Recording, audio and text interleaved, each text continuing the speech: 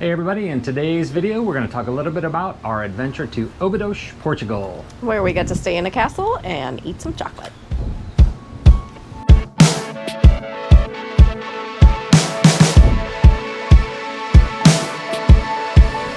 Hey everybody, I'm Sean. And I'm Deb. And welcome back to the channel. So today we're going to talk about what I think is one of kind of the coolest cities that we've visited, particularly in Portugal. Mm-hmm. So we planned a trip to Portugal, and our first stop on the trip kind of set the pace for Portugal because it was just so great. Yep. But we went to Óbidos, and Óbidos is about an hour north of Lisbon if you're driving. And we did drive. We flew into Lisbon, so we had flown an overnight flight from Boston, picked up a rental car. Yep. And then drove the drive up. You can take a train from Lisbon to Óbidos, and that's probably going to run you about a couple hours just because of stops. But it was such a great town. It was cool. Like in case you're looking for it on the map, Óbidos is Obidos. Mm-hmm. Obidos. Mm-hmm. And it really is. It's not that far outside of Lisbon, and the drive is really easy. I mean, it was just right up the highway.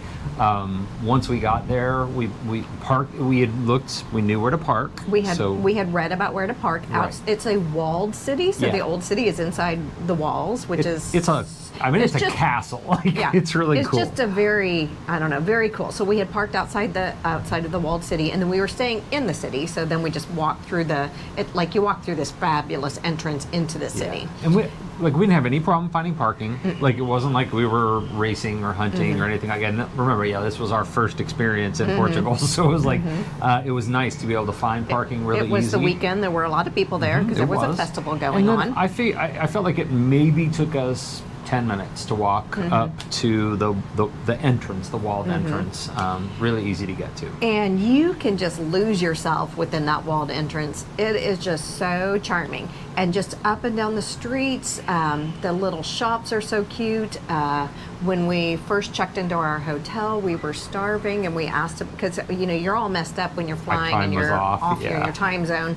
But we asked about a good meal, and I think he probably meant what he had probably meant is for it to be a dinner meal, but we were hungry. Yeah, we were really hungry. So we had a good Italian meal. It was early afternoon, and he recommended pasta and bread. It was fantastic. And we were hungry. And the family that ran the restaurant were super hospitable. It was really nice. It was a great way to start, just to get to Óbidos, kind of get settled in, and like Deb said, incredibly charming little city. Now the town itself is only about 3,100 people, but there are several restaurants, some nice coffee shops. We visited a few of those, and probably just because of the amount of visitors it gets, it was obviously very popular. I feel like it's very geared towards tourists and visitors. I mean, there is a resident population that lives there, but it's lots of cool little shops and sweet shops and coffee shops. It was a great way to start.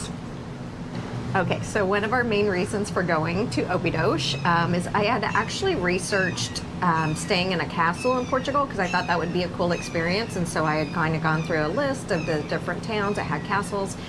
This one sounded fascinating, turned out to be a good pick. Yeah, so Deb, as always, Deb's like, hey, what do you think about sleeping in a castle? And I'm like, okay, that sounds really cool. And it's not an overly large castle. It has a little bit extra built on, but the castle was built during the Roman occupation. It has a little bit of a Moorish layout.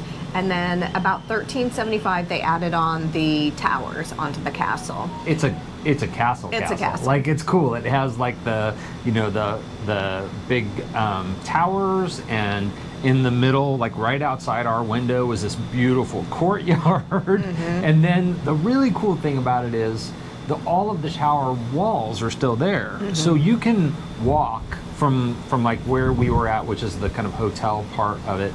You can walk up the tower wall and then walk all the way around. The perimeter of the old city. All the way around. And it has different drop-off points. Yeah, so you can walk part way, drop off into part, it was very cool. Walk a quarter of the way, go down to a coffee shop, go back up, walk another quarter way around, find another coffee shop. But no, it really is a neat way to be able to explore and to be able to see. And I have a fear of heights. It wasn't a super tall wall. I was okay on it. In fact, the tall parts of the wall were when you were looking out over. Inside the wall was, I don't know, maybe 20, 25 feet up. At the tallest points, it's probably 30 or 40 feet, but over, because it's kind of built on this big hill and a big slope down. When you look over the other sides of the wall, it's really and Obidos is, I would say it's sort of like surrounded by farmland. It felt like, kind of farmland in that area. For sure. But it was very pretty. And although our room didn't have a balcony, it kind of faced the courtyard.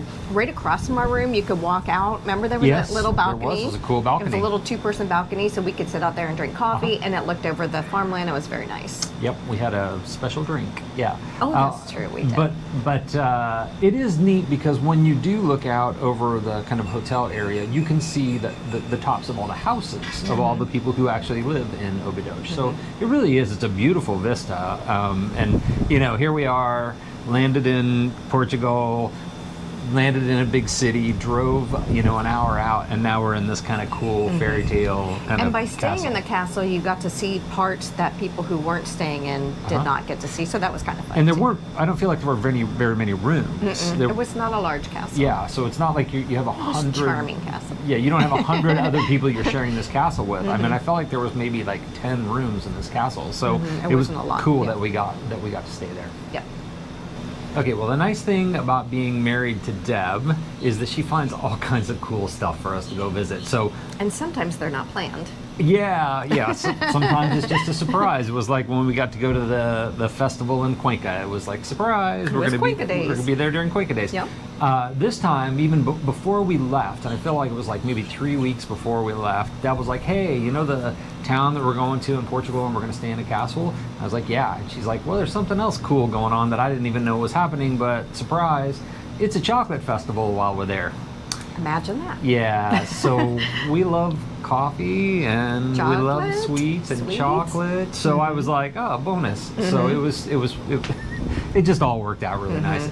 That was very fun. So they have several festivals throughout the year. The chocolate festival goes for a few weekends every spring, but it's not always the same weekend. So if you're interested, just look it up before you go. But so because it was a festival, there were special booths set up and chocolate everywhere. Food trucks. There was food everywhere. Not that Obidos didn't have tons of little cafes and sweet shops and all that kind of stuff anyway. But they rolled in all the food trucks, and it was a amazing. lot of fun. It really is. It's not just about chocolate because it's a family-focused festival. Like there were cartoon characters all walking around, and it wasn't like goofy or corny. It was really well done. Fun. Yeah, it was nice.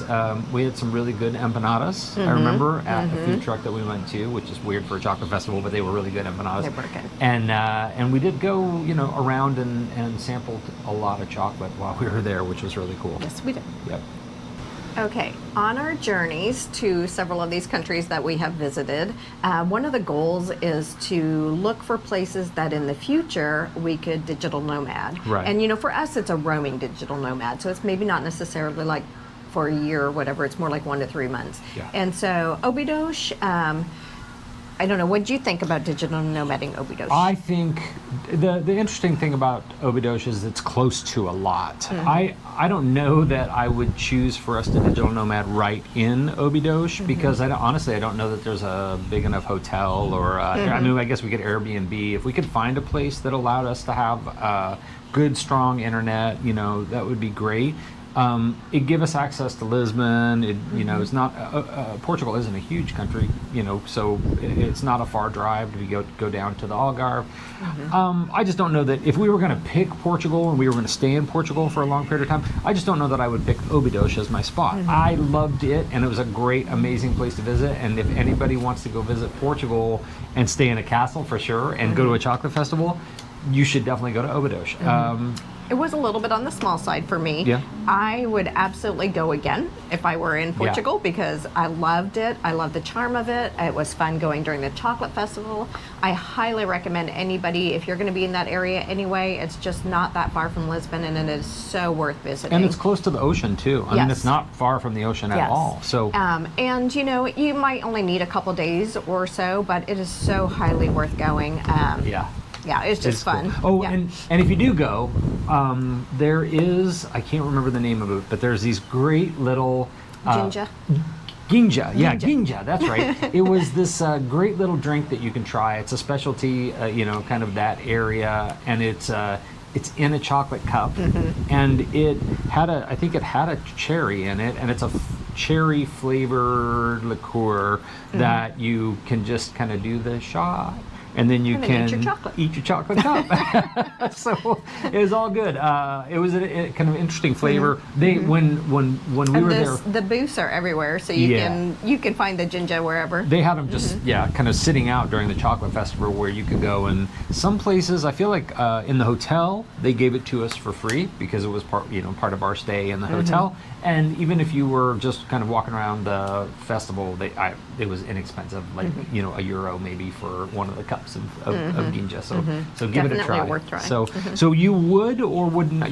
So digital nomad, I would say that probably not. Yeah. However, if you like the countryside, you like the quiet, you want to live somewhere where you just enjoy the more peacefulness of because it was very I could see it being very peaceful out there, especially when the festivals aren't going on, so not on the weekends. It's probably not quite as much at our speed. Yeah. But I did like that. I mean, even for as small as it was, there was plenty of restaurants and coffee shops. There were. That's a perk.